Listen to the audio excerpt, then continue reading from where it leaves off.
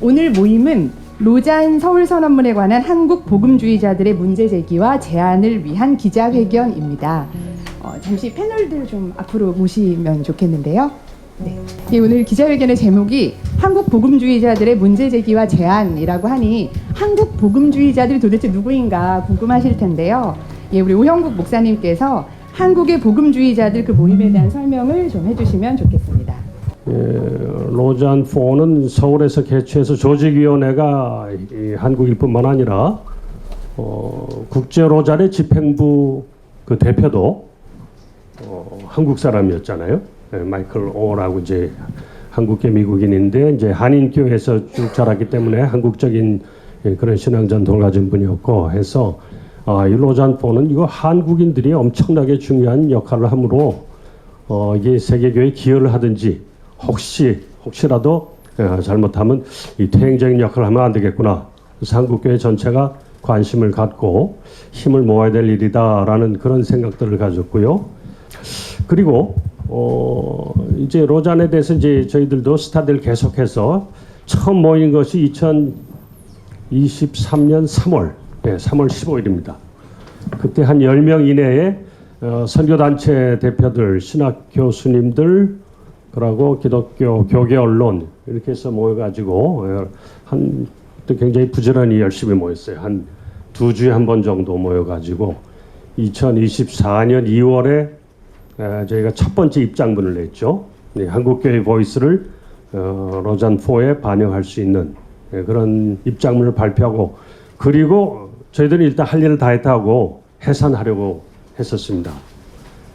그래서 좀 쉬었다가 2024년 9월에 로잔 4가 정작 열렸을 때 이제 여기서부터는 다들 아시겠지만은 로잔 4 기간 중에 서울 선언이 첫날, 둘째 날 너무 급속히 발표되는 바람에 그 수정 요구가 공적으로 일어났었죠. 그래서 본부에서도 집행부 본부에서도 그것을 인정하고 서울 선언을 수정키로 하고 이제 구글 폼을 돌려서 의원도 수합하는 그런 과정까지 거쳤는데 근데 지금 2024년 한 4, 5월, 6월 되니까 이걸 하지 않겠다라고 하는 수정을 하지 않겠다라고 하는 그런 발표가 났기 때문에 거기서 우리가 다시 또 이 과정을 어떻게 볼 것인가 논의가 시작돼서 오늘 이 자리까지 온 걸로 그렇게 말씀드릴 수가 있습니다. 예, 말씀 감사합니다. 그동안 국제 로잔과도 다양한 소통을 해오셨다고 들었습니다. 그 흐름에 대해서 좀 말씀해 주실 분이 계실까요? 네, 저는 그 나리 평화 포럼 대표로 섬기고 있는 김종호 목사라고 합니다. 저희가 지금 오영국 목사님이 말씀해 주신 것처럼 23년부터 자발적으로 활동을 시작해서 그동안에 몇 번에 걸쳐서 저희 입장을 정리해보고 우리가 우려하는 것 또 기대하는 것들을 국제 리더십에 계속 전달을 해왔습니다. 그러면서 이제 반응을 좀 받기도 했고 설명을 듣기도 했으나 의혹이나 우려가 완전히 해소되지 않은 채로 이제 로잔 대회가 시작이 되었습니다. 로잔 대회가 시작되고 나서 첫날 저녁에 그 서울 선언문이라고 알려진 문서가 발표가 됐습니다. 근데 이제 그 과정이라든지 그런 모든 것들이 투명하게 공개되지 않은 채 내용이 딱 발표가 됐는데 그 내용이 발표되고 나니까 여러 가지 이제 피드백들이 가지 않았겠습니까? 그 전에 이제 철저하게 내부에서만 소수가 논의했던 문서가 발표되고 나니까 그 내용을 놓고 설왕설래가 많이 있었고 그러고 나니까 이틀 지나고 났더니 내용 중에 일부가 삭제되거나 변경이 되는 것도 보았습니다. 저희가 이제 그걸 추적을 했는데 그러면서 전체적으로 저희가 그 문서를 보면서 들었던 깊은 우려와 실망감이 있었습니다. 왜냐하면 2010년에 케이프타운 대회를 마치면서 너무나도 탁월한 그 선언문이 나왔거든요. 케이프타운 서약이라고 하는 정말 이 복음주의권에서 내놓은 어떻게 보면 거의 마스터피스라고 걸작이라고 할 수 있을 만한 선언문이었는데 여러모로 퇴행한 문서가 나왔고 특별히 이제 소수자들을 향한 그런 그 원래 목양적인 태도를 갖고 있는 문구가 싹 빠지면서 오히려 더 배제하는 뉘앙스로 개정되고 이런 것들을 보면서 여러 가지 이제 문제의식을 갖게 됐습니다. 그래서 저희가 286명의 서명을 받아서 우리가 우려하는 포인트들을 신학위원회에 전달을 했습니다. 그때 사인했던 분 중에 크리스토퍼 라이트라는 그 세계적으로 케이프타운 선언문을 서약을 작성하셨던 분도 사인을 하셨고, 심지어는 그 신학위원회에서 초안을 만들었던 분들 중에 결과물로 나온 문서가 내 문서 같지가 않다고 하는 우려를 불만을 표하면서 사인하신 분도 있었습니다. 그 정도로 약간 졸속처럼 나온. 그래서 지금 듣는 핑계가 뭐냐면은 서울 선언문은 그냥 완성된 선언문이 아니라 지난 케이프타운 서약의 부록 같은 성격이다. 추가된 내용일 뿐이지 이걸 단독으로 하면 안 된다고 얘기하는데, 저희는 우려하는 게 로잔은 계속해서 대회였지만 또한 동시에 문서 운동이었거든요. 그 문서가 한국뿐만 아니라 전 세계의 많은 그리스도인 지도자들에게 영감을 주고 방향을 제시하는 역할을 했기 때문에 너무나 실망스러운 문서가 앞으로 인용되고 근거가 되어서 선교의 방향을 계속해서 좌우하는 결정적인 역할을 하게 된다면 너무나 안타깝겠다는 생각을 했습니다. 그래서 저희가 다시 한번 이렇게 소란을 피우게 된 것은 이게 옳지 않다는 생각을 하고 있기 때문이고, 이 목소리가 들려서 조금이라도 반향이 있어서 국제 신학위원회, 그 로잔 신학위원회와 리더십에서 조금이라도 귀 기울여 들어줬으면 좋겠다는 마음으로 이 자리를 갖게 됐습니다. 결국 서울선언문이 이 모임을 다시 가동하게 했는데요. 그럼 서울선언문에 관해서 어떤 문제의식을 좀 가지시게 되셨는지 이야기를 좀 해주시면 좋겠습니다. 네, 한국복음지운동연구소 이강일입니다. 그 서울선언문을 여러 차례 봤어요. 교회에서 읽기에는 참 은혜로운 문서였습니다. 지역교회 목사님이 쓰신 게 아닌가 하는 느낌이 들 정도로 교인들에게 로잔을 소개하는 데는 그 정도면 좋은 설명문이라고 생각을 하는데, 저희의 문제의식은 뭐냐면 그게 왜 로잔 선언으로 들어왔냐는 거죠. 왜냐하면 로잔 운동은 선교단체와 교회의 파트너십이라고 하는 어떤 수평적 관계 안에서 만들어진 산물이라고 할 수 있거든요. 그런데 이 4차 서울선언문의 경우는 다분히 지역교회와 선교단체의 파트너십을 위계화시켜서 지역교회 아래에 선교 교회 밖 사역자들이 위치하고 있다는 것을 아주 여러 가지 문구로 강조를 하고 있습니다. 그런 면에서 서울선언문은 그동안 3차까지 있었던 로잔 여러 가지 문서들에 대한 일종의 비평이고, 이제 앞으로 지역교회가 주도적으로 로잔 운동을 하겠다는 의지로 저는 읽혔습니다.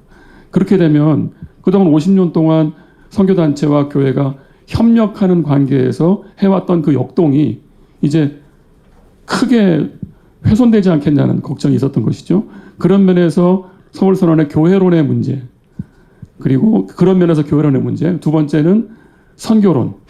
3차까지 하나님의 선교라고 하는 이제 보험주의적으로 소화된 하나님의 선교가 3차 선언에서 밝혀졌거든요. 그렇게 방향이 지워졌는데 4차에서 하나님의 선교라는 용어가 의도적으로 회피됩니다.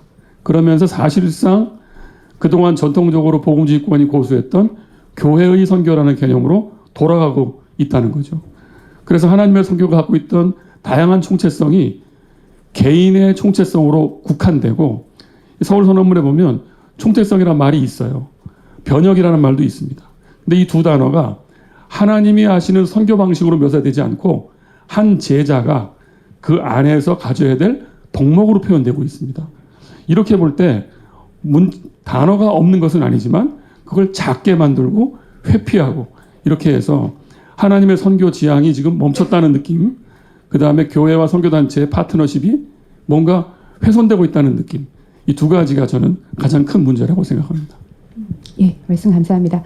아까 우리 김종호 간사님께서 소란을 피우신다 이런 말씀하셨는데, 이렇게 기자회견까지 하셔야겠다고 생각한 이유는 무엇이셨을까요? 인터서브 선교회의 조셉 선교사고요. 지금은 라이프 에즈 미션즈라고 하는 그런 그 단체의 간사로 일하기 시작했습니다.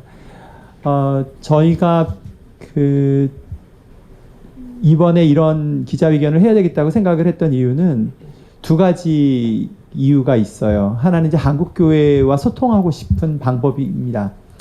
왜냐하면 작년 2024년 9월부터 지금까지 이어지는 일련의 사회적인 변화들이 다 연결돼 있다라고 저희들은 생각을 하고 있어요. 9월 달에 로잔 대회를 했는데 그 로잔 대회에서 발표한 것이 굉장히 지역교회 중심의 선교를 얘기하기 시작한 거거든요. 사회 전반 문제를 다루는 하나님의 선교가 아니라. 그리고 나서 10월 27일 날 그 차별금지법 반대 집회가 열렸는데 그중에 상당수의 리더들이 사실은 로잔을 호스팅했던 리더들이었어요. 그리고 나서 12월 3일 날 이제 그 내란 시도가 일어났는데 그 가운데에 한국교회가 냈던 보이스들은 너무나 초라하고 엉뚱한 소리들을 하는 그런 것들이 쭉 이어지는 모습이었어요.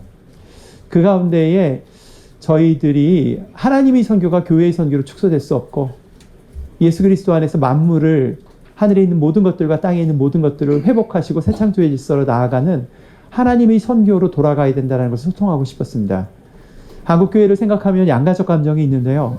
한국교회가 세상과 소통하는 방법, 세상과 연결되는 방법에 아마 거의 유일한 건 타문화 선교였던 것 같아요. 그 일을 열심을 냈고 실제로 로잔 운동도 열심을 다해서 호스팅했어요. 너무 감사하죠. 그 많은 비용을 댔을 뿐만 아니라 로잔 대회 아침마다 모여서 통성 기도들을 했어요. 그 성도들이 자발적으로 한 겁니다. 아침에 7시에 좀 일찍 나가면 그걸 듣고 있으면 진짜 마음에 감동이 되고 미안하고 막 그런 마음이 들었거든요. 선교사로서. 그런 면에서는 한국교회가 너무나 훌륭해요. 하지만 사회 문제, 그럼 선교의 내용이 뭐야? 라고 들어오게 되면 너무나 복음의 해석이 작은 거죠.